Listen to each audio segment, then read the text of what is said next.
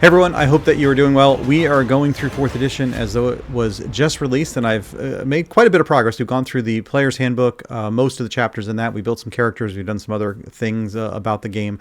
And it occurred to me as I was going through this is that I kind of want to open the door to those of you that maybe have been playing 5th edition and are, maybe that's the only one that you've played. I know 5th edition has been around for quite a while now, and there are a number of people who that is their first edition of the game, the first D&D that they've ever played, and maybe the only D&D that you ever played, and you've heard things about other editions of the game, and you maybe heard the things about 4th edition, and you don't have any experience for yourself, but you're curious, but but you've heard these things that make you say, oh, that's not even really Dungeons and Dragons, so I'm not going to bother with that one.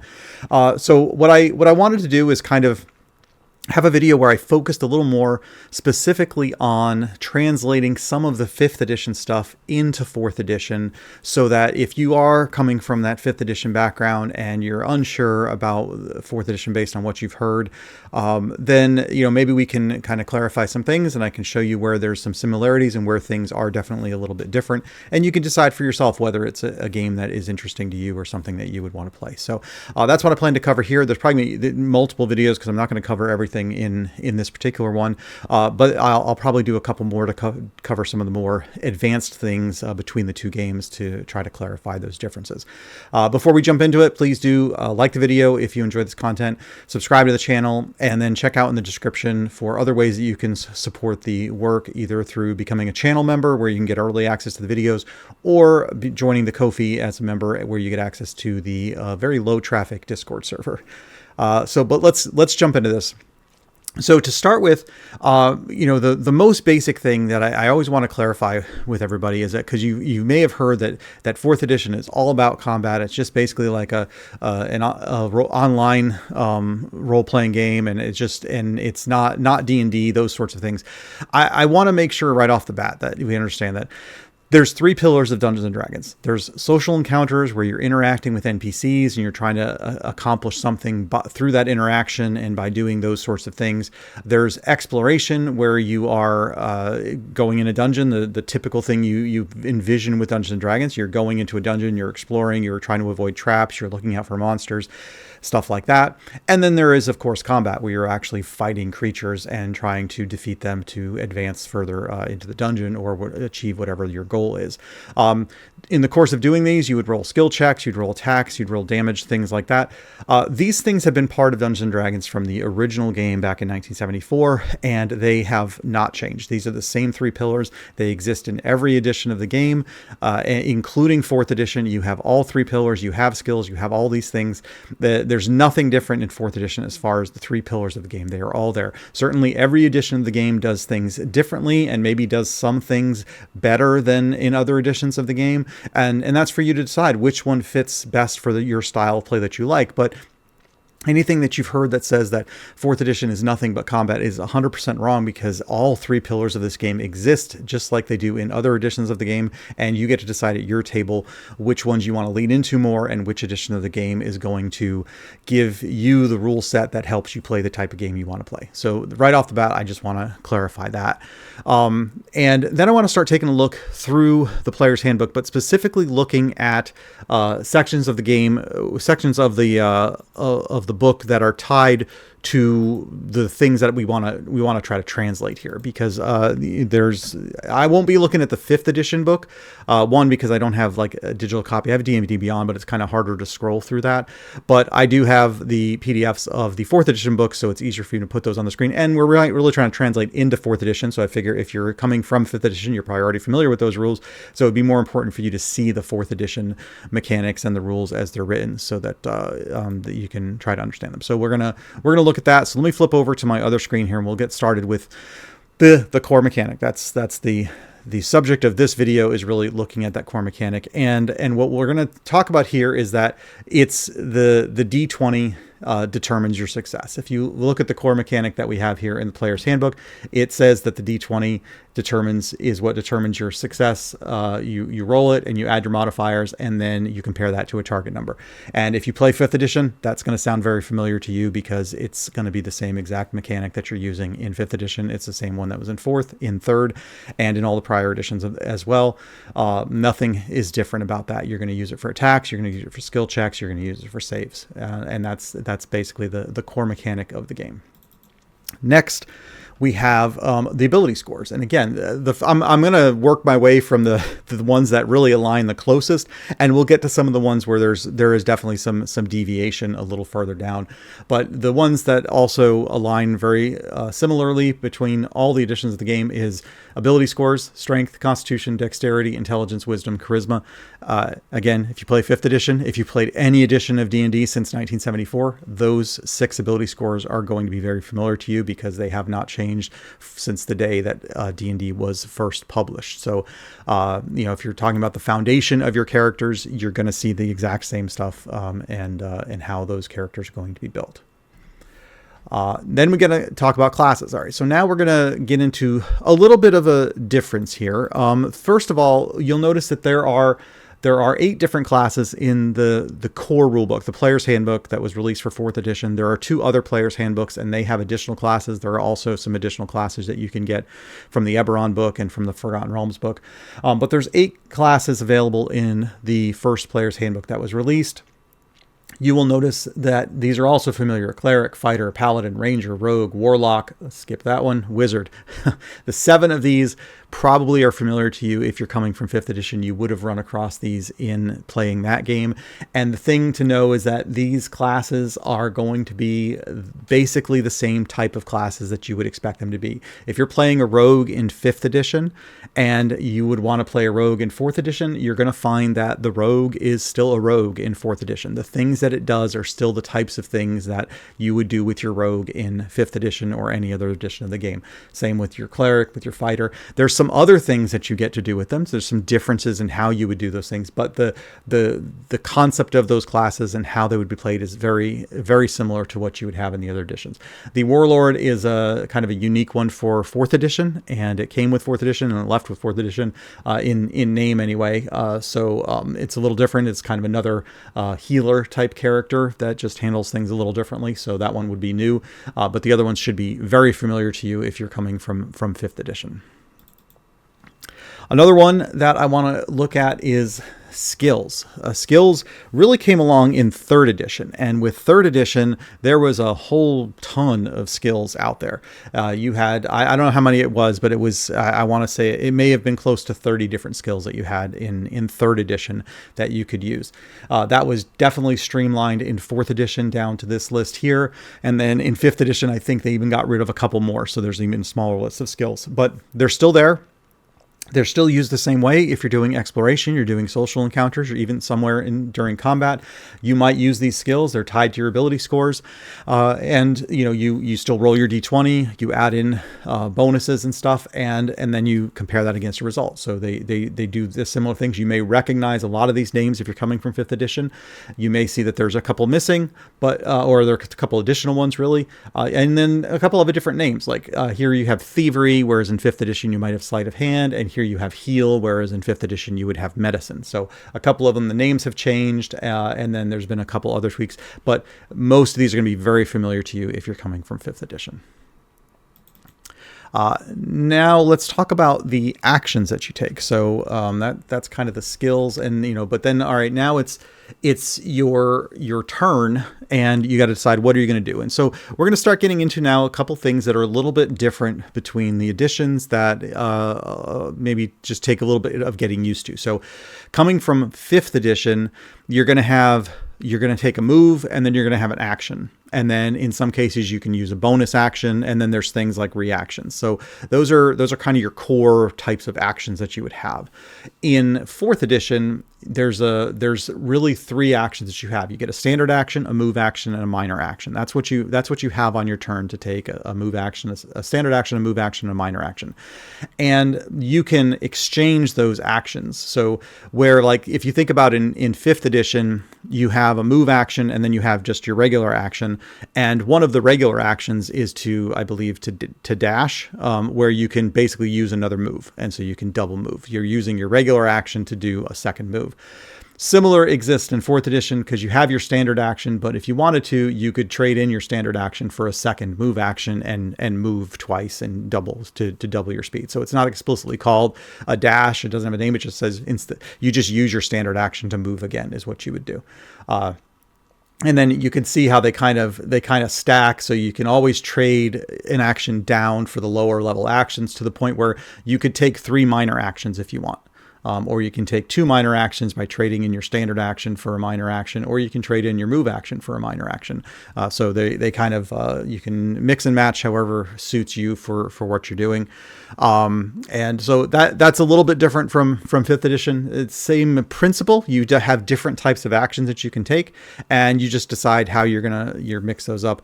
I won't get into things like the immediate actions and reaction stuff. I'll cover those maybe a little bit different, but your basic things, 5th edition, you get a move action and a regular action, and then maybe a bonus action. In 4th edition, you get a move action and a standard action and a minor action, and then you can mix them around however works best for you.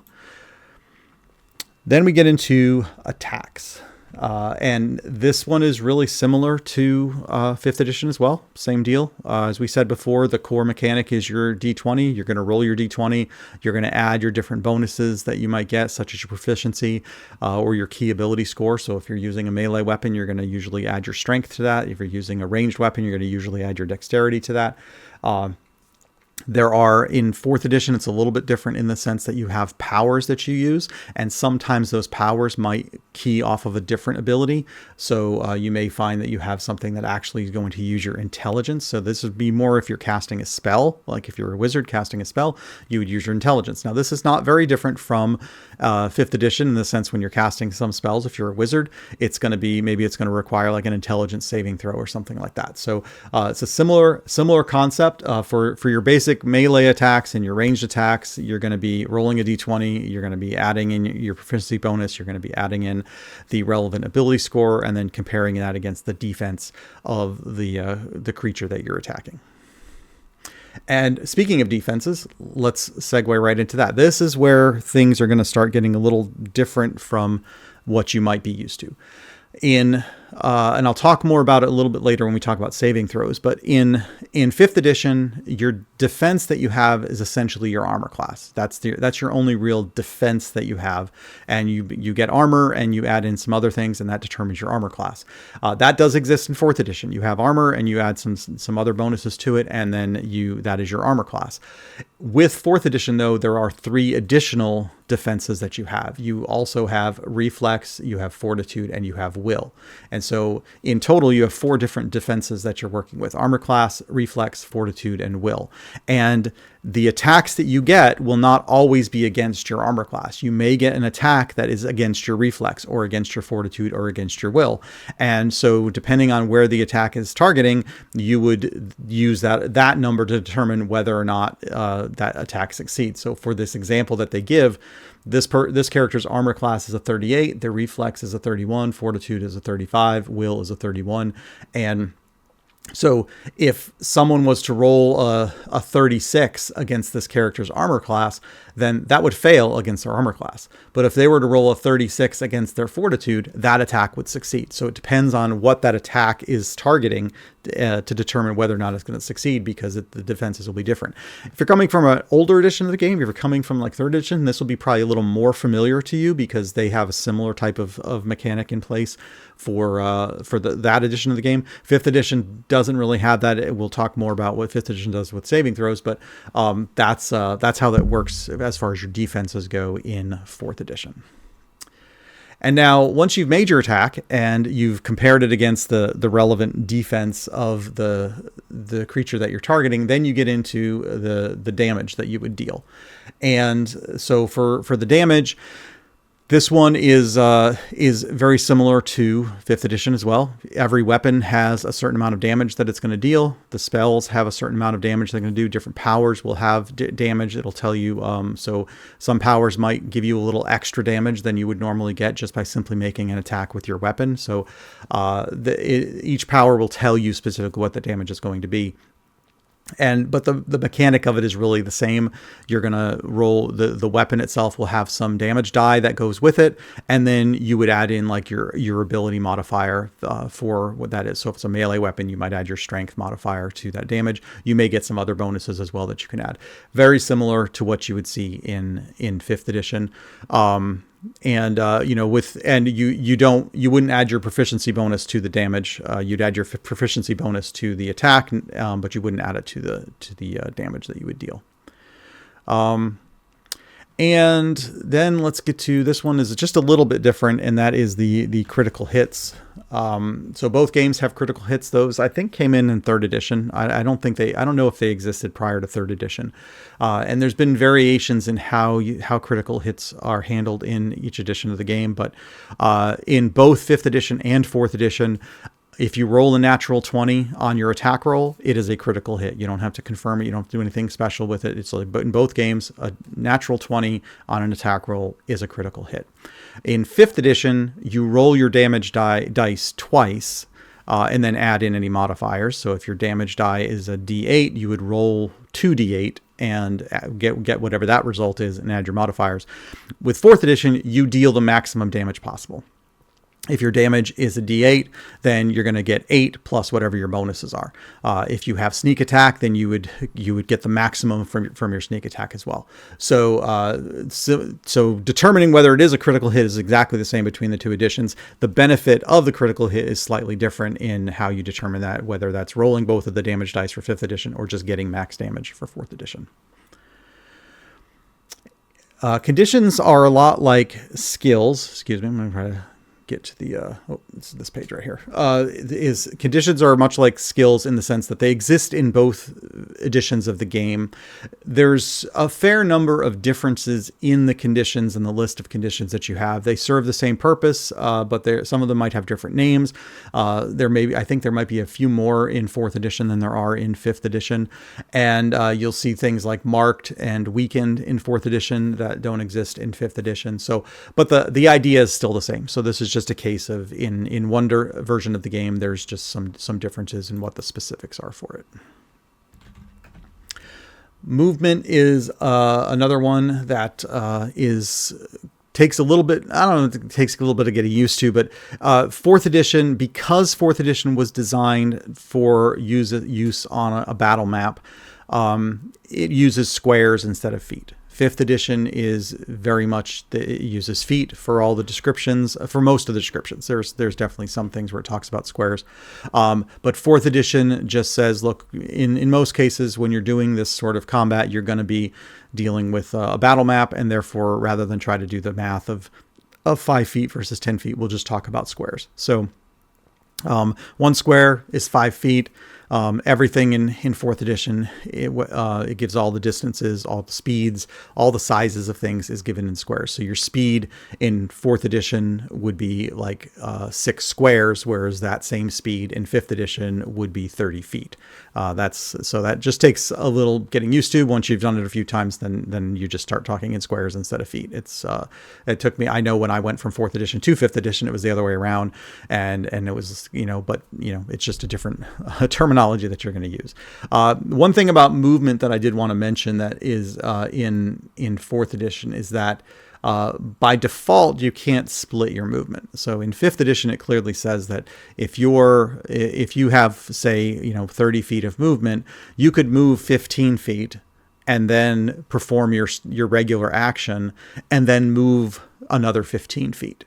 And so you split that movement around your action. 4th edition does not have that by default.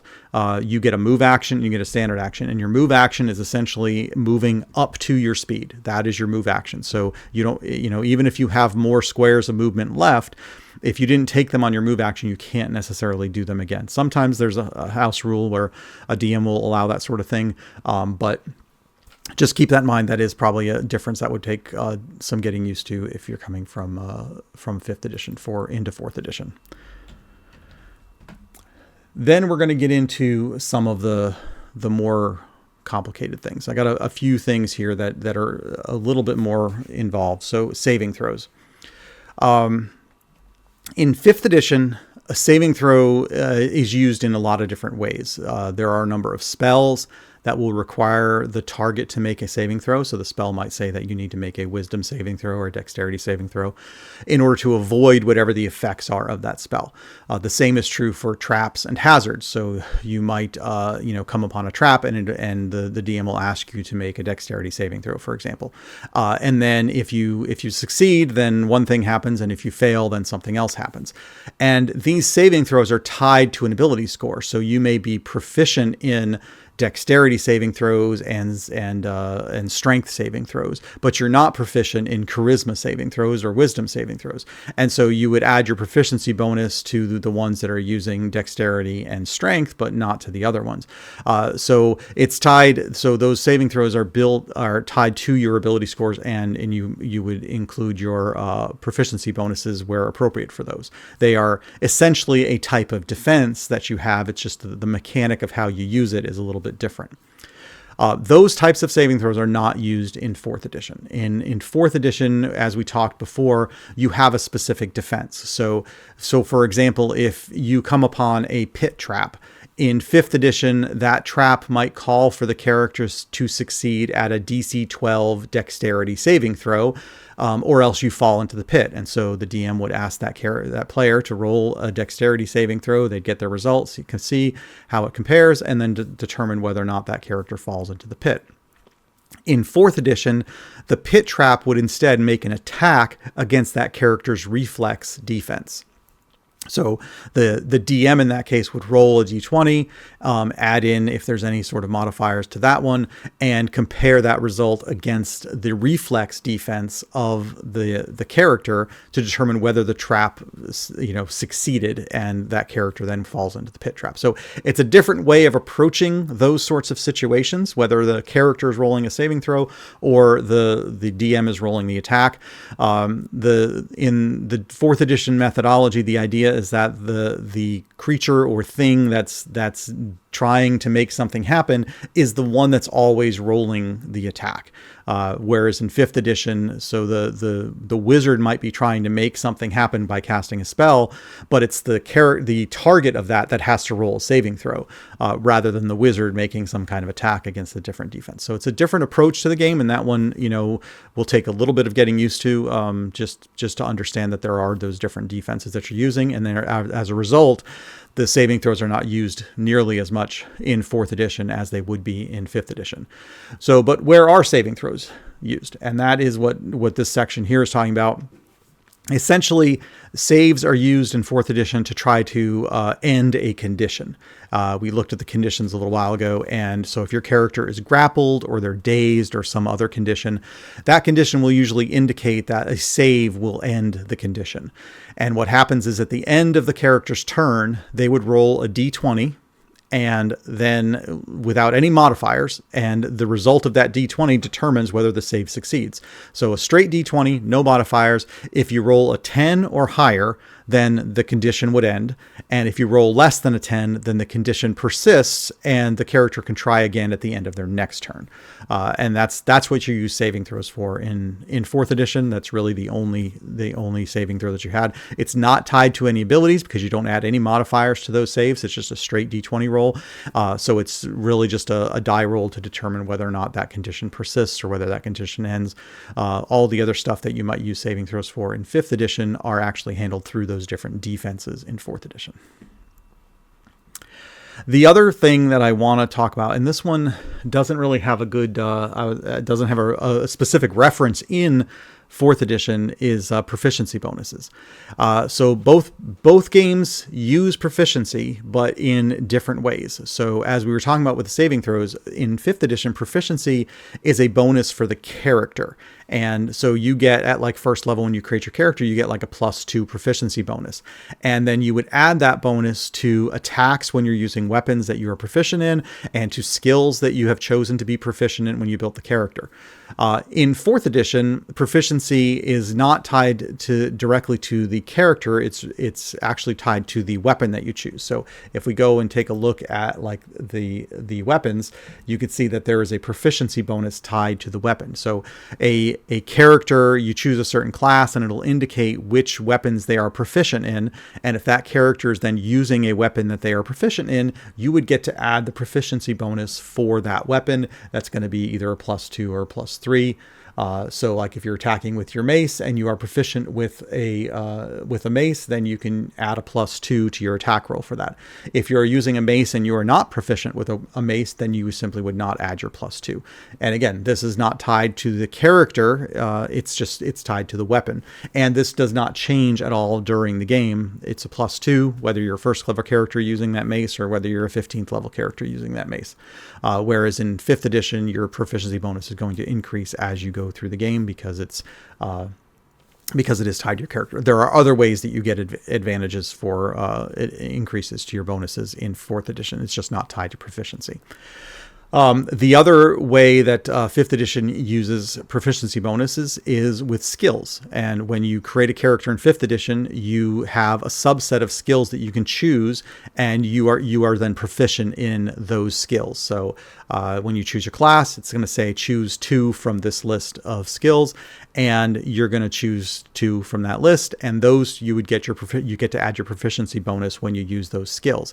And then as you level up and that proficiency bonus changes, then the bonus that you would get for those particular skills also changes.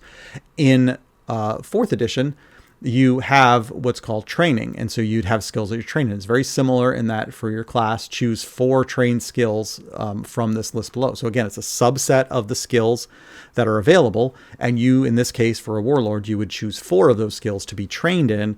And for that, you would get a +5 bonus to those skills that you were trained in. And that doesn't change. It's a straight +5, and that stays static. But as I mentioned, where proficiency bonuses increase in 5th edition as you advance your character, in 4th edition, you always add half your level to when you're using a skill. And so that bonus that you would get for that particular skill will always increase as you level up automatically. You don't have to make any decisions or anything. It's just every other level, essentially, your bonus that you get for that skill is going to increase. So they just handle those things differently. Proficiency bonus is the mechanic that's used in 5th edition for a lot of that stuff, whereas in 4th edition you're getting training in a skill, and then you're going to use that adding half your level to handle the level advancement and getting more bonuses in those skills. Just a little bit different. And the last thing that I wanted to talk about is advantage and disadvantage. This is obviously the core mechanic for 5th edition, excuse me. And what we have with that is we don't have it in 4th edition at all. So and that was definitely the new thing when 5th edition came out. It was like this is it's not a new mechanic. The mechanic had been around for a while. You saw it in other games, but it was something that was now part of the core functionality of Dungeons and Dragons. And what they did is they took the different bonuses that you would get for doing different things, applying different like casting spells and conditions and things, and rolled that into a simplified mechanic where you get advantage or disadvantage. And obviously those coming from 5th edition will know with advantage you roll 2d20 and you keep the higher result, and with the disadvantage you roll 2d20 and you keep the lower result. And the restriction on it is a character either has advantage or they don't, and they either have disadvantage or they don't. You don't stack them. So if you have multiple things that would give you advantage, you don't get to roll more and more d20s. You still only would ever have advantage the one time. So whereas with 4th edition, it's tied to bonuses that you would get. So, and I don't know that it's on this particular page, but but what you would see as you're going through the book and you're looking at your different things, whether it's skills or attacks, you have bonuses. So if you are a character that is, you're prone and you're trying to make an attack on another character, you would get a -2 penalty for that attack because you're prone, and so you're going to use a -2. Whereas if you are a character that's flanking your target with one of your allies, then you would get a +2 bonus because you are flanking your target. And so you're using these +2s, -2s, +1s, and all that. And some of those do still exist in 5th edition, but a lot of that stuff in 5th edition was rolled into the advantage disadvantage mechanic to try to simplify a lot of it. There's certainly different schools of thought over whether that's good or bad, and depending on the type of style of play that you would like would determine whether that works for you. But certainly if you're coming from 5th edition and you see that there's no advantage or disadvantage, you're just having to add all these bonuses. Sometimes that's something that folks are not happy with, but that's really up to you and your style of play. So that's the things that I wanted to cover in this one, really kind of running through a lot of those core mechanics that you would have if you're coming from 5th edition and going to 4th edition. I hopefully you could see in that there's a lot of similarities in those core mechanics. Definitely a lot of the mechanics exist in both games. Maybe they're just slightly different. Things like proficiency and saving throws, yeah, those are a little bit more of a change that you'd have to get used to, but it's not terribly complicated in 4th edition. It is just different, a different way of dealing with things. So hopefully that helped you understand a little bit of the 4th edition mechanics as it compares to the 5th edition mechanics. I will plan to do a few more of these to talk about some other areas. If you're coming from 5th edition and you're curious about 4th edition and there's some specific things you're not sure about, please go ahead and leave those in the comments. That'll help me determine what kinds of videos, what kind of things I want to include in these in the future to cover the things that are really the biggest concerns for folks out there that are wanting to try 4th edition but are just still uncertain about it. And if in my descriptions here I glossed over anything or got anything wrong, please do leave those down in the comments as well, because I want to make sure that the information is accurate for anybody who's looking at this and trying to learn from it. So that is the kickoff for this one. There will probably be some more. Again, please do like the video if you enjoyed this, subscribe to the channel, check out the description for other ways that you can support the work and get some early access to videos and get access to the Discord server as well if you want to become a channel member or a Ko-fi member. So with that, I think that's all we're going to cover here, and I'll have more of these in the future. Until next time, take care.